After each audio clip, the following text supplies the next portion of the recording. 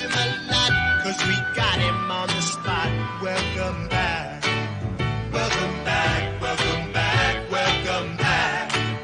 Welcome back. Welcome back. Hello listeners, this is Paula Schaffner and welcome back to On the Spot. This week I'll be looking at episode 21 of Welcome Back Kotter. Kotter makes good. The IMDb summary is Mr. Woodman gleefully informs Kotter that there are no records of his having completed his senior exams. So Kotter has to take the tests alongside his Sweathogs, who commit to tutoring him. This first aired on February 19th, 1976. Bob Lehendro directed as usual. It was written by George Yannick. In the cold opening, the Kotters are in their weekend clothes, so he has a sweater rather than a jacket, and she's in denim. They're sipping coffee and seem to have just finished dessert. He tells her about the time his cousin Brucey didn't want to go to school. His Aunt Elsie said to give her 2 good reasons why Bruce didn't want to go to school. He does cousin Brucey in a whiny voice that amuses Julie. Bruce said that the teachers didn't like him and the students didn't like him. He wanted 2 good reasons to go to school. So Aunt Elsie said, "You're 37 and you're the principal." This is a pretty old joke, although I probably first heard it on Welcome Back Kotter.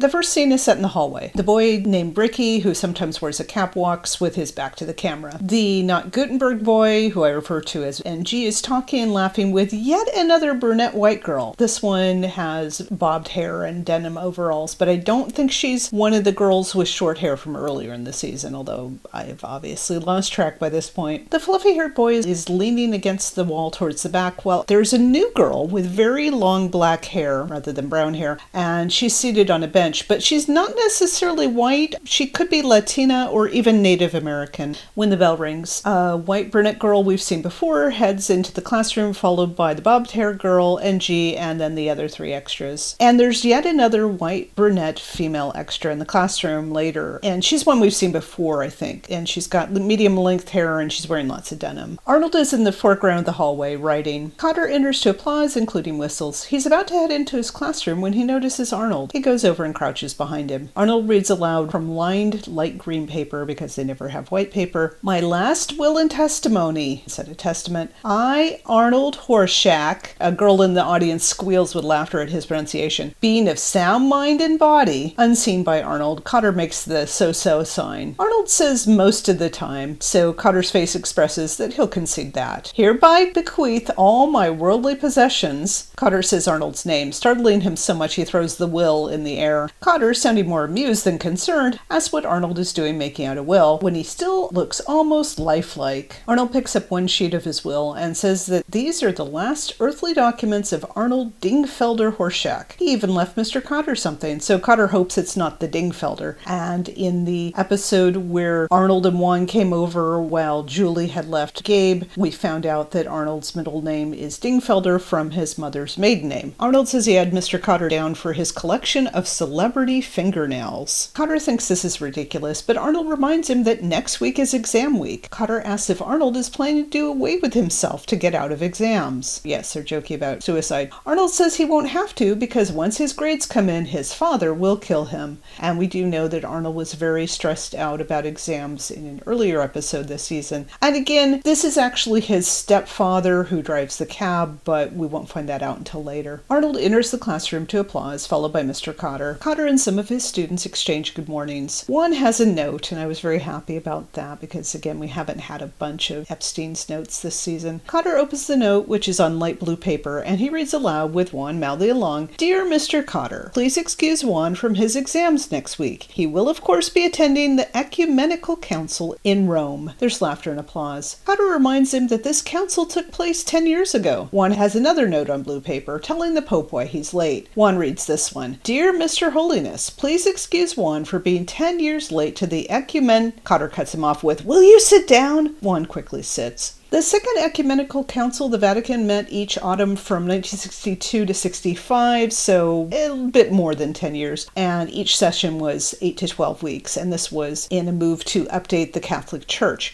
Now, Juan we know is Jewish, but it is possible that he is Catholic on the Puerto Rican side, but it makes the excuse even crazier, and of course he would have been only about 6 or 7 10 years ago. Kotter doesn't know what's the matter with you people, meaning his students. He thinks taking exams is no big thing. You study, you pass. Simple. Vinny says Kotter makes tests sound more fun than Betty Provetti. Ricky is amused while the girl with medium-length hair nods like she's been with Betty. And I think this is the first mention of Betty, but I'm not sure. Kotter says exam week is the perfect chance to prove that they're learning. Freddie says it's also the perfect chance to prove that they're flunking, which amuses Juan and the black-haired girl. Aldo's talk about exams is turning Arnold's mood ring black, which amuses the maybe lesbian girl. And yeah, a mood ring is about as mid-70s as you can get in a reference. They were supposed to change colors based on your mood, although I think it had to do with the warmth of your finger or something like that. Woodman opens the door and cheerfully asks to see Kotter for a moment. Kotter says he hasn't seen that look since the day he graduated, and Woodman thought he'd never see Kotter again. Woodman says it's funny he should mention that. In fact, it's hilarious. He invites him outside to the hallway. Kotter tells the class to occupy their time by doing something unusual. Open a book. In the hallway, Woodman wants to go slow to savor his enjoyment. He unfolds a graph on probably poster board. At the top it says Buchanan High School average exams, and I couldn't read the last word, might be results. There's a red line that mostly goes up before dropping straight down to an added piece that's much lower than the rest of the chart. Woodman asks if Kotter wants to know what it is, so Kotter guesses it's a graph of Woodman's love life, which gets laughter, applause, and cheers. Woodman irritably puts a fist on his waist. Kotter says Woodman reached his peak on October 13th, 1942, and the only mention that we've had otherwise of Woodman's love life did take place right before the outbreak of World War II. Woodman sarcastically tells him to keep up the jokes. It happens to be a graph plotting final examination results for the past 10 years. And I wonder in this episode, they keep talking about the final exams, but obviously there's one more episode after this, and nobody really acts like it's the end of the year. But it can't be the midterm finals. Woodman says the part at the bottom represents the Sweathogs. Woodman claims there's no record of Gabriel Kotter taking exams in senior year. They laugh together, but Kotter's laughing because he thinks it's a joke, and Woodman because it makes him happy. And this is an episode where we actually get to see Mr. Woodman be happier than he usually is, although for a bad reason. Kotter thinks if he didn't take his exams, he couldn't have graduated, gone to college, got a teaching degree. Woodman suggests graft, corruption, bribery, and anything else Kotter could stoop to. I doubt a teenage Gabriel Kotter had much money to bribe with. The bell rings, and presumably it's now dismissing homeroom because it just rang a short while ago. As the students exit the classroom, Kotter tells Woodman it's gotta be a mistake. As Kotter tries to shush him,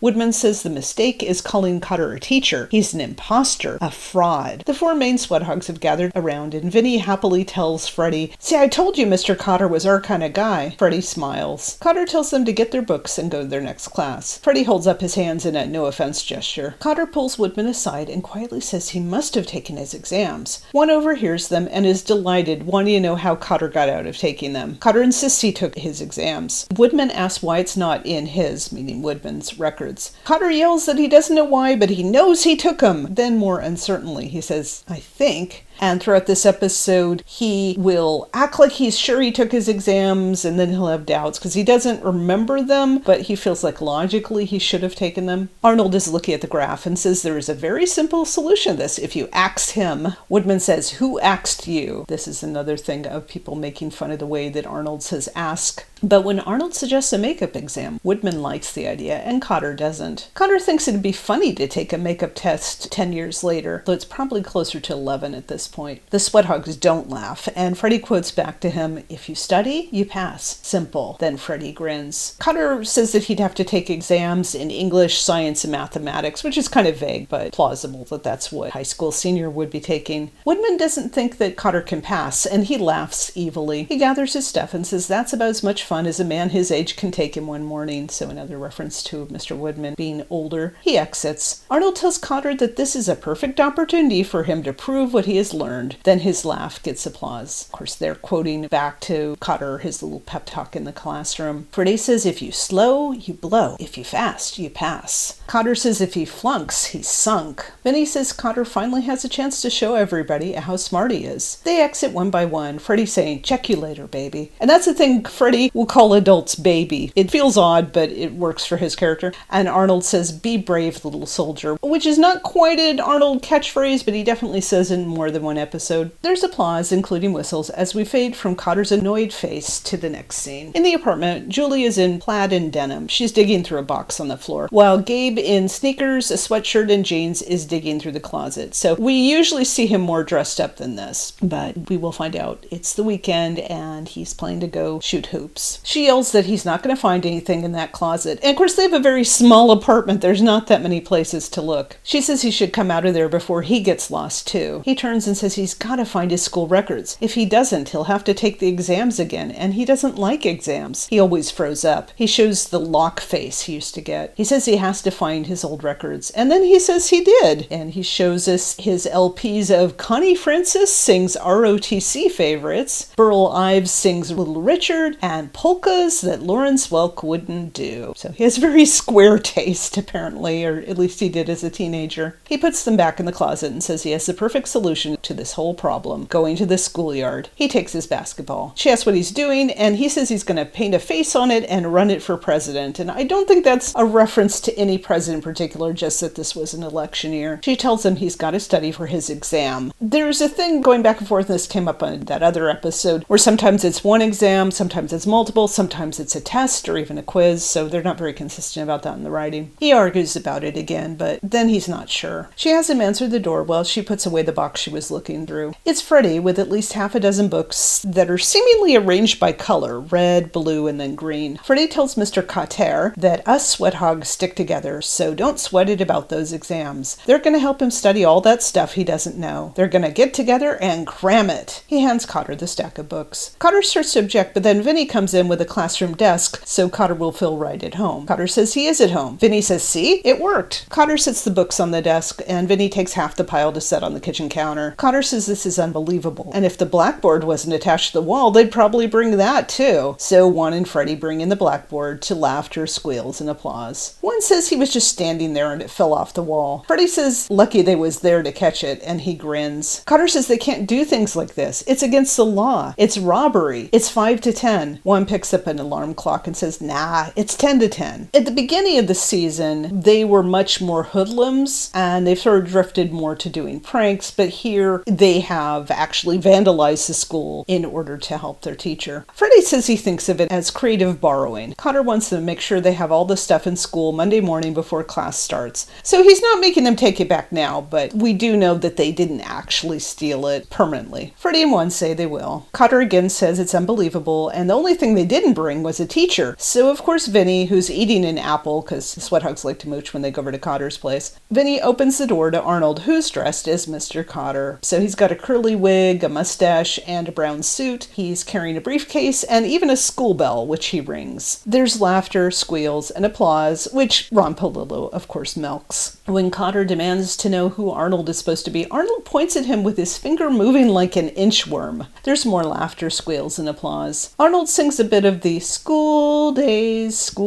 song, then goes over to Julie to tell her about his great uncle Hershey Kotter. She plays along, even calling him honey, but he laughs as himself and rings the bell. Kotter says he doesn't know what they're up to, but he's not going to study with him. He doesn't have to know anything. He's a teacher. It's supposed to be ironic. Arnold calls him Gabriel a few times and tells him to calm down. Vinny in the background continues to eat the apple. Arnold asks if there are any questions before they get down to work. Kotter sits at the desk and imitates Arnold's ooh, ooh. There's laughter, squeals, and applause, and then a snippet of the theme song as Kotter continues to ooh. Arnold looks like a teacher trying to be patient, and the other three Sweathogs look on. When we come back from the commercial, we're still in the apartment. It's maybe a minute later. Gabe is standing with the basketball, and Arnold is sitting on a couch arm over by his buddies. Gabe says it's Saturday afternoon, even though we just found out it's about 10 o'clock in the morning. His Saturday afternoons are planned. He gets up in the morning and he watches Space Nuts and Scooby-Doo. Space Nuts is probably a reference to the short-run Kroft Brothers live-action show Far Out Space Nuts with Bob Denver. And Scooby-Doo, of course, needs no introduction, but it had premiered in the late 60s and definitely was still on a lot in the mid-70s. Kotter says he plays a little basketball in the schoolyard, comes home, gets a can of beer, goes on the fire escape, and reads the funnies in the Sunday paper. I'm not not sure if the Sunday New York Times still comes out on Saturday, and of course everything's different now with digital and online availability, but that used to be a thing that you could buy the Sunday New York Times a day early. We see that his idea of relaxing on a Saturday, with the exception of beer, is basically little kid stuff. Saturday morning programs and basketball and the comic strips. When he says, "You understand," they all say no. He asks if Julie understands, and she murmurs, "Mm-mm." She gestures for him to come closer and quietly says that for the first time his kids want to study. If he lets them help him learn, they will learn too. So this is an episode where Julie is the voice of reason. Gabe says okay, but he'll show them what it's like to try to teach Sweathogs, and we already got a taste of that with him imitating Arnold's ooze. He throws the basketball towards the closet and tells the Sweathogs, "Let's go." They're all excited. Gabe sits at the desk while Vinny sits on the couch arm that Arnold was on, and the other three stand. Vinny asks how much of school Kotter remembers, but Kotter pulls the what-where routine on him until Vinny does it back. Arnold pushes Vinny onto the couch, and as Lawrence Welk, so another Welk reference this episode, says, thank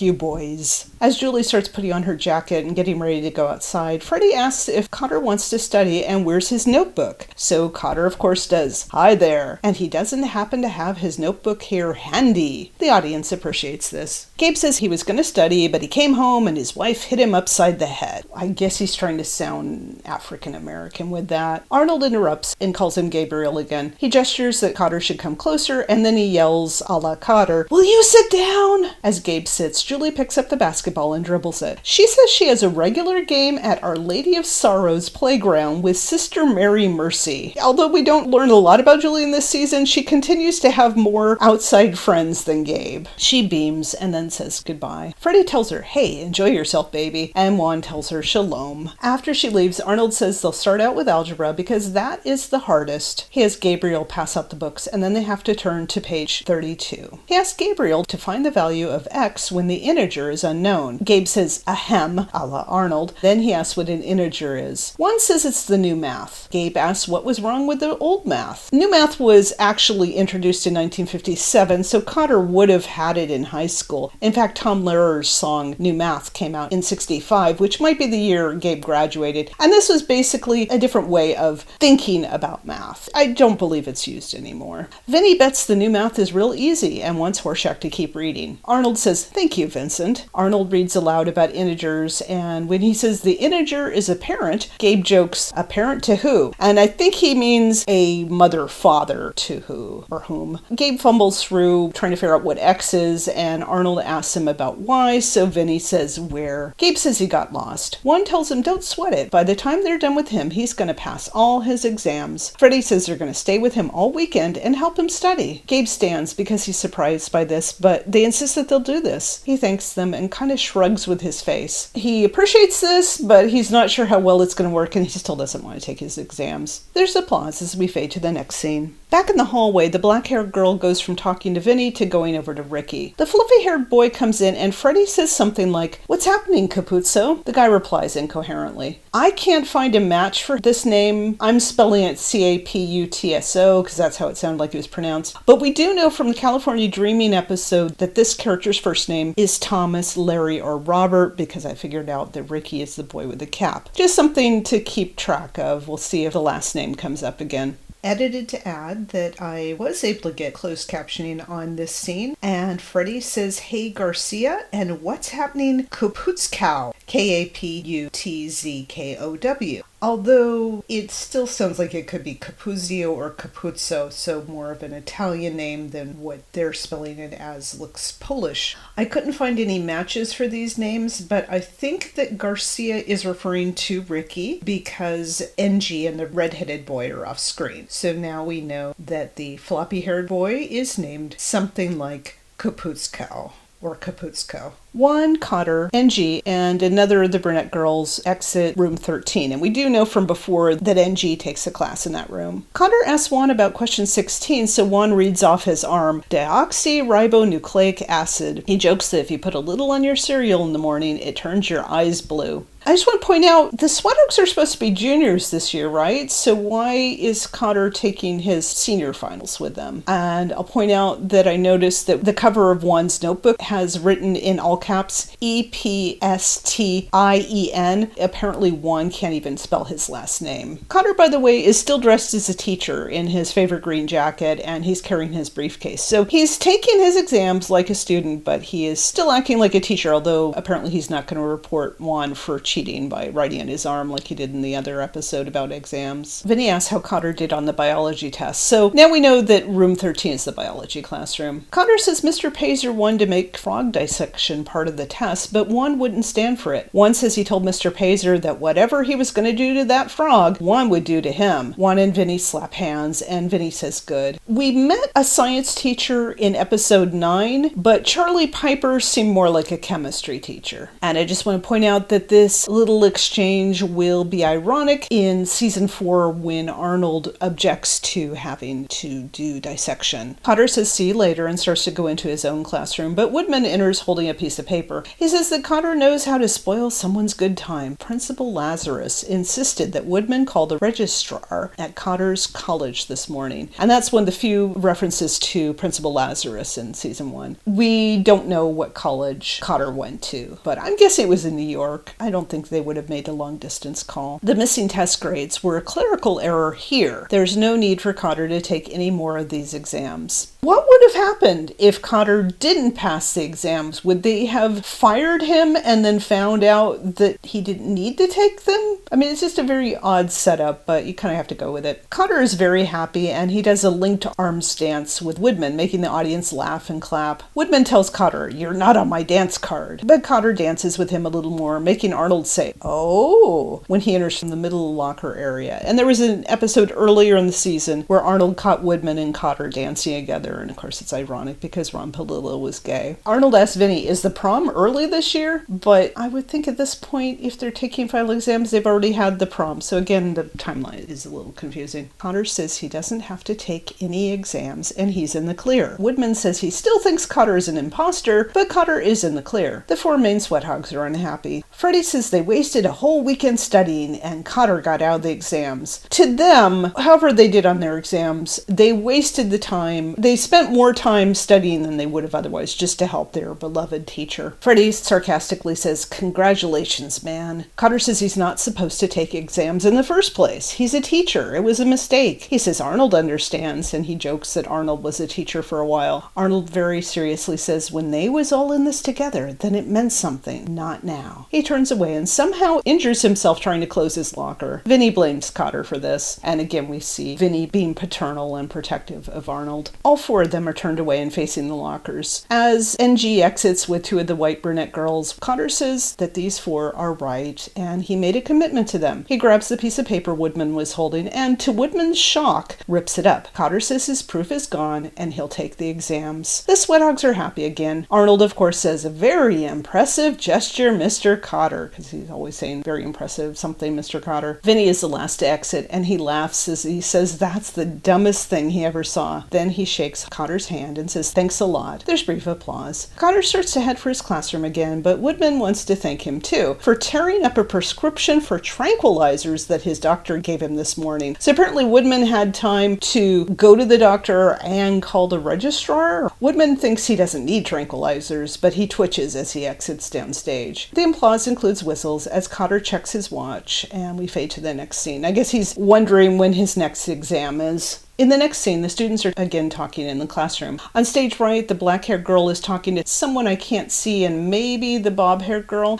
Vinny is talking to someone he shakes hands with, and I couldn't figure who that was, but it was somebody who has a blue sleeve. On stage left, Freddie, Juan, Arnold, and NG are talking in a group. The fluffy-haired boy, Capuzzo, is 1 row back, and he just seems to be observing. We'll later see Ricky and the bob-haired girl in the classroom. Kotter enters with Woodman and asks for their attention. The standing people find their seat. sheets. Kotter has an announcement that should be of interest to each and every Sweathog here. He wants Woodman to tell them what he just told Kotter in the hall. Woodman is definitely less happy now, as he says that the examination results are in, and for the first time in the history of Buchanan High School, not a single Sweathog failed. You would think that he would want the Sweathogs to do well so that the academic standing of the school would improve, but he dislikes the Sweathogs so much that he doesn't want to see any of them succeed. The students are very happy, of course. Woodman says, however. Kotter is surprised that there's a however, so Woodman tells him, as you grow older, Kotter, you'll realize there's always a however. It's a little nugget of wisdom there. However, the Sweathog grade point average might have reached an all-time high, then he looks at Kotter, but for one very low grade in algebra. One Sweathog just passed by the skin of his teeth. Gabe smiles sheepishly. I leave it to you to uncover the culprit. He exits. The four main Sweathogs stand, and Arnold starts to quote the algebra textbook by memory. Freddie chimes in, but when Arnold asks about why, Vinny says where. Kotter wants to start over. This time, Freddie says, why? Because we like you. There's laughter and applause. As on Dr. Epstein 1 quotes from the Mickey Mouse closing theme, now is the time to say goodbye to all our company. Because that was the thing, M-I-C, see you real soon, K-E-Y. Why? Because we like you. Vinny puts his arms on Arnold and Freddie's shoulders, and Freddie puts an arm on one shoulder. They sing G-A-B. Arnold tells him, be a good boy. There's more laughter and applause, and Kaplan looks like he's breaking. R-E-L. So they leave out the I. Arnold says, elevate our minds. And then he grins. K-O-T-T-R. Kotter tells them they left out E. And of course, M-I-C-K-E-Y is 6 letters like G-A-B-R-E-L. Mouse is 5 letters like Kotter without the E. Everyone smiles and slaps Kotter's hand. And Arnold, for a change, doesn't hurt himself, as there's applause and a snippet of the theme song. Then we get not one, but 2 tags. And the first one, Gabe and Julie are cuddly on the couch, and she's again in plaid and denim. He tells her about his Aunt Selma, who is such a lousy driver she got 3 tickets on her written test. That's not the punchline. One day, Uncle Leon came home and the car was in the kitchen because she made a left when she got to the living room. Julie's reactions are really exaggerated, like she got drunk or high for this scene. And I'll just note that it was Aunt Lucille who was in the joke about driving lessons on episode 10. And I guess this kind of ties in because it has to do with exams and tests. In the second tag, the Kotters are in different outfits, playing, I think, backgammon, and so we've seen them play different board games. He gets an 11, which amuses the audience, so I wondered if there was an outtake earlier. He tells her about 2 brothers that go fishing all the time, and she repeats after him, so he asks if there's an echo in here. One catches a lot of fish, but the other catches nothing. The unlucky brother decided to go out there at 5 in the morning before his brother was there. He was there for 2 hours, and finally a fish poked its head out of the water and asked, so, where's your brother? Julie also seems intoxicated for this tag, judging by her responses. Then we get a longer version, 81 seconds, so a minute and 21, of the closing credits. So we start from the ocean visible from the highway, and we continue on through so that we see the unicyclists go around the corner, and the camera pulls back for a school crossing sign, a little kid on a tricycle, and someone pushing a baby carriage, like we're aging backwards or something. I wondered if maybe this script was just a little too short, and so that's why we're getting the padding with the longer closing credits and extra tag. Nonetheless, I thought this was one of the best episodes of season 1, although, as I said before, the title Kotter Makes Good didn't really mean anything to me. George Yannick is definitely one of their best writers, and I laughed out loud a lot, and a lot of time I was just grinning. It's definitely an episode where they've got the catchphrases. They're familiar enough that the characters can imitate each other, but it's still not stale. And I just thought it was a lot of fun. It's a relatively simple plot. Again, doesn't totally make sense, but if you go with it, it's fun. I do like that the Sweathogs do something kind for Kotter. They give up their weekend fun to help him do better. And I think that they did help him in algebra because he didn't seem to know anything about it, and he understood enough to at least pass the test, and presumably did well in the other exams. And presumably he didn't need any help for social studies, so maybe he helped them with that. And it's another episode where Mr. Woodman is the antagonist, but you can kind of understand why he's enjoying this so much. So he's not 100% evil. Hypothetically, they should have just got all of Kotter's records. I would think when he applied for the job originally, even if he had not passed his senior exams, the fact that he has has a teaching degree should count for more, but whatever. For the reality of the show, it's fine. It was some nice teamwork, little character moments. Again, this is an episode without Verna Jean. It would have been kind of fun to have her join in on this, but there's almost never enough Verna Jean, in my opinion. I give each of these episodes a letter grade, like in a classroom, so F- to A+, and this is a B+.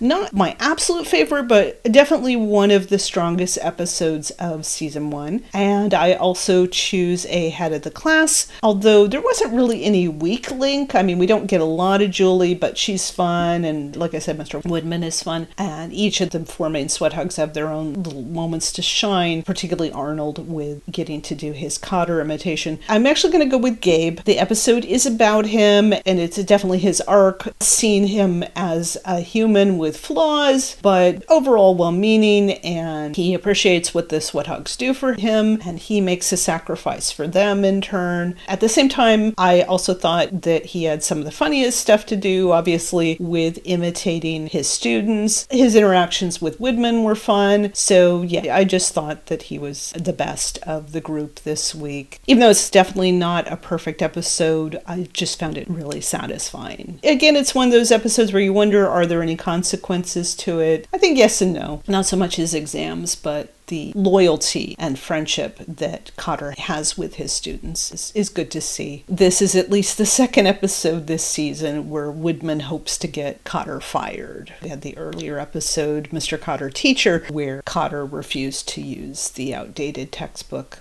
The next episode will be the last one of season 1, Father Vinny. I mentioned this on a few of the pods that I vaguely remembered that Vinny considers joining the priesthood, and this is the one. An odd one to end the season with, perhaps, but we will see how that plays out. And obviously, it will be an episode with a lot of Vinny, but we'll see what everybody else is up to then. In the meantime, remember that exams can be more fun than Betty Provetti.